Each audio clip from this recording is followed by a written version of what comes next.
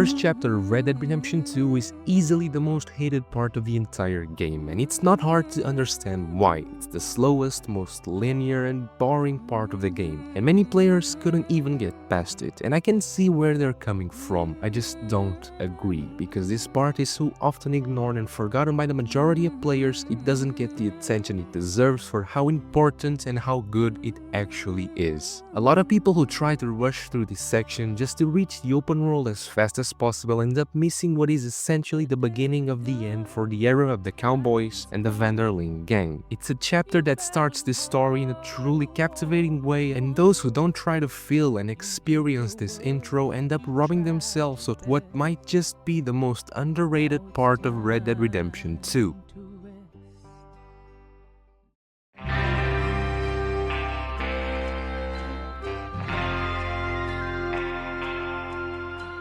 To show how important Colter is to the gang and the story, I think we need some context on how they ended up here, in the snowy mountains up north on the map. That takes us to the events leading up to what we see in the game, the Blackwater massacre. But even before that, there were already a few reasons behind the failure of the Blackwater heist. Shortly before the game begins, while Arthur and Hosea were planning a more subtle and discreet job in Blackwater, Micah Bell, who at that point had only been riding with the gang for just over 6 months, managed to convince Dutch to go through with a much riskier job, although with a massive payout. It was a ferry that was going to arrive in Blackwater, and everything that happens during that event here in Blackwater is almost like a spoiler for the rest of the game. It's the beginning of a recurring pattern, a dangerous duo formed by Micah and Dutch that keeps dragging the gang down deeper and deeper, with each new heist being riskier than the last. And what happened in Blackwater is no exception. Since this was a high-value ferry loaded with cash, it was heavily guarded by both Pinkertons and the local law enforcement, who were already expecting an attack. Everything went wrong, people died, but more importantly, members of the gang died. Mac Callender was killed during the massacre, Sean was captured, and Jenny Kirk and Davy Callender both got shot during the escape, and Davy ended up dying in the intro we see in the game. All of this forced the gang to make a quick and desperate retreat from Blackwater, leaving all the money behind, fleeing north until they ended up in the snowy mountains. And it's important to highlight that neither Arthur nor Hosea were involved in the heist itself. They only arrived after, during the escape, to help evacuate whoever they could. I found a place where we can get some shelter. Let Davy rest while he... you know. An old mining town. Abandoned. It ain't far. Come on. Come on! Yeah!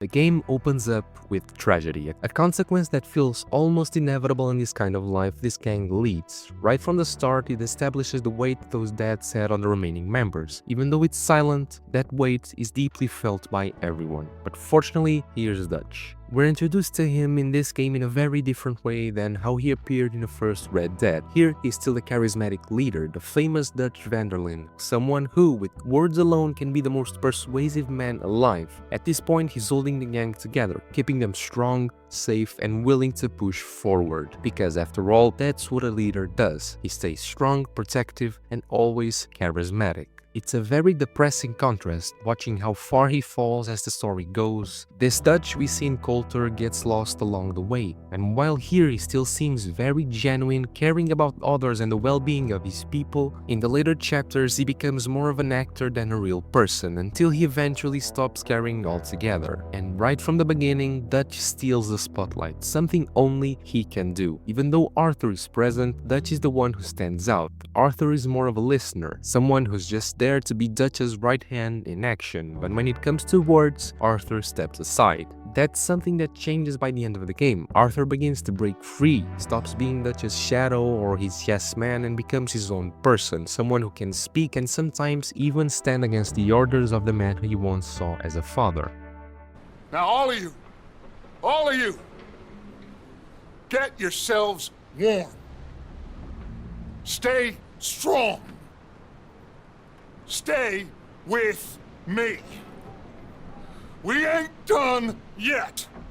During the snowstorm, which in a way actually helped the gang escape, Dutch says two very interesting things to Arthur: that they're not going to lose anyone else, that Davy was the last, and that Arthur is the only one he can count on to stay strong by his side. Two things that, as the game goes on, turn out to be lies. Many more members of the gang end up dying, and Arthur, he ends up being replaced by the very man who started this whole mess that forced them into the mountains, Micah, which is the one we actually find out here in the middle of the snowstorm. And right from the start, we can already see how cold and insensitive he is, something that gets confirmed many times later. We also get to see that Arthur has a complicated relationship, to say the least, with John. And while searching for supplies in his cabin, there's a moment I personally love. Shifting gears to the gameplay for a bit, I really like the fight with the O'Driscoll we get here. But what really stood out to me was this specific scene where we can choose to either beat him or question him. At the time, this felt fascinating. I didn't expect this kind of freedom, such a simple mechanic but so fun. And I'm going to assume everyone chose to hit him, right? As we leave the cabin with some supplies, we also take someone new with us. Someone we find here, Sadie Adler, the widow who is then kind of forgotten for a few chapters but ends up becoming a crucial character in Arthur's path to redemption. Later on in the final chapters, Sadie teams up with Arthur and the two form a duo that's not only great to watch, but essential to many of the actions that help Arthur redeem himself. And just like that, the snowstorm ends, arriving at Colter, the small abandoned town that becomes our first camp for the next few days. I understand those who say this opening is slow, maybe even boring, but I think it's absolutely essential to show us who these characters really are. And just in this short intro, we already get to see their personalities start to develop in different ways, with the main spotlight on Dutch. For me at least, up until chapter 2, when we get to see more of Arthur, Dutch was my favorite character in the whole game, and that's coming from someone who didn't know the story of the first game at that time. This incredibly charismatic Dutch completely won me over, which fits perfectly with the entire tone of the game. This version of Dutch, the manipulative man who wins people over and easily deceives even those closest to him with nothing but his words. Dutch is such a fascinating character as a whole. There's still one character missing here, John Marston. He's been lost in the snow for at least 2 days, and Arthur and Javier head out to find him, and right away we see once again that Arthur has some serious issues with John. As the game progresses, we begin to understand why. It's not just because John disappeared, ran away from the gang for a while. It's also because John has something Arthur no longer has, a woman and a child waiting for him. But this version of John, the early game John, is kind of, let's say, a piece of shit. He doesn't seem to care about his son or about Abigail. He'd rather be just another outlaw with the gang than the father and husband he should be. And that's something Arthur would kill to have again. He lost his own son over completely stupid reasons, so the idea of having another chance, a second shot at raising his kid with a woman he loves by his side, is something Arthur would definitely treasure. And so he looks at John as the fool who's throwing away the best thing he could ever have. That's something that slowly changes throughout the game thanks to Arthur's constant push and John's own growth. But here in the beginning, the development hasn't happened yet. And honestly, it's easy to agree with Arthur. When we finally find John, we also get the backstory behind his iconic scar, nothing too dramatic, just a wolf attack, but it does make for some great camp dialogue later where Arthur mocks him for it. Shut up. You might be the first bastard to ever have half his brains eaten by a wolf and end up more intelligent. These are the slowest parts of the game, the ones that are basically the tutorial, and I understand those who complain about that, because those who complain about these parts being maybe too boring are also going to complain about the epilogue, because both are crucial to the game, but yes, they are slower, less frantic, and both are the most criticized parts of the entire game. But this beginning is where we have our first shootouts, we learn to hunt, to survive in this world where wild animals roam free, where clothing matters for our characters to stay well, and I love these parts. I've always been a big fan of sequences where we simply walk with our characters and listen to them talk, no matter the game, the typical walking simulators that many people complain about. And here it's not that much different. The characters interacting while we ride horses is to me one of the highlights of the game. Seeing the characters' personalities blossom is something that always caught my attention. We go hunting with Charles, with Javier we learn that we have to drink to improve our stamina, small things done just right, that teach us various mechanics we'll use throughout the game. And it doesn't take long until we actually do get frantic, which is why I don't understand those who complain about this part being boring. Maybe in the very first hour of the game we already learn about the big rivalry between the O'Driscolls and the Van der Linde gang, and how this rivalry between Dutch and Colm has been going on for years and is something that's going to be very relevant. But it also starts being kind of forgotten in the later chapters. Here the O'Driscolls seem like the real villains, but the real enemies of the Van der Linde gang are already inside it. This intense shootout mission is cool, interesting, we use that eye for the first time, but to me the most important part is this specific scene. Both been through a lot recently. We hardly back on our feet yet. And the last thing we need is to get bushwhacked by Colm O'Driscoll. Let's go. I know you hate him, Dutch. He's here for us. I doubt that. No, you're just doubting me. I would never doubt you, Dutch. You always said revenge is a luxury we can't afford. Revenge is a luxury we can't afford, a phrase said by Arthur that echoes throughout the whole game. Indirectly or on purpose, Dutch keeps putting his personal interest and his revenge against Colm above the well-being of the gang, putting everyone at risk for a petty revenge. But it's also not just about revenge, at least not now. It's also about business, as they talk about the train robbery involving explosives, which lead us to what, for me, was the mission that made me want to play this game all the way to the end. Why are we doing this?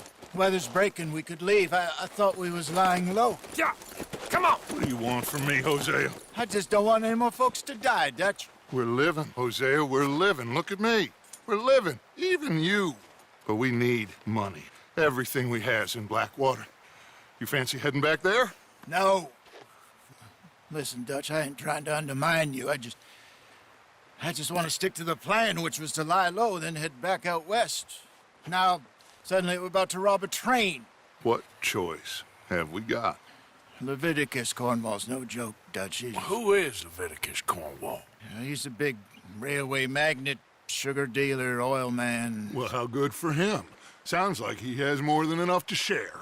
I'm not gonna lie, this mission always gets me insanely hyped. And there it is. This happens maybe an hour and a half into the game. It didn't even take that long to get here, and we already have our first real heist. And honestly, it's so damn cool. The gang heads the location in a full cowboy gang style with a detailed, complex, but well-explained plan. But like something that becomes pretty common with most of the big robbery plans in this game, the plan fails because the explosives don't go off and the train keeps moving. But like I said, despite being a simple mission, it's epic. We jump onto the train, we manage to stop it, all of it, it's great. We rob the famous Leviticus Cornwall, someone who's also going to cause a lot of trouble for the gang later on, and they actually get out just fine. Arthur, you're in that one. Bring Hosea. I know you two like to talk about the good old days and what's gone wrong with old Dutch. I love these three. The chemistry between them is just insane. Every mission with them is one of my favorites, and it's not a lie what Dutch says. Hosea and Arthur really do have some great conversations. And let's be honest, these scenes are just beautiful. The feeling we get here is that we're finally heading into the open world. As they ride the wagon, we see more and more green and less snow. Feels like a breath of fresh air, like we stepped into a new world. Controlling the wagon through this green landscape feels peaceful. With the whole gang there, it's beautiful. But of course... Whoa, what's going on? Ah, I broke the goddamn wheel. Obviously that scene is funny and all, but here we can also see the Native Americans for the first time up on the mountain. They are not relevant yet in the story, but they'll become very important later on. Just a nice detail to see them here. And once again, this place, which is my favorite in the entire game, the Heartlands, Valentine, that beautiful, lively green world waiting to be explored. That's how this chapter ends, with our new camp, Horseshoe Overlook. Would you just look around you? This world has its consolations.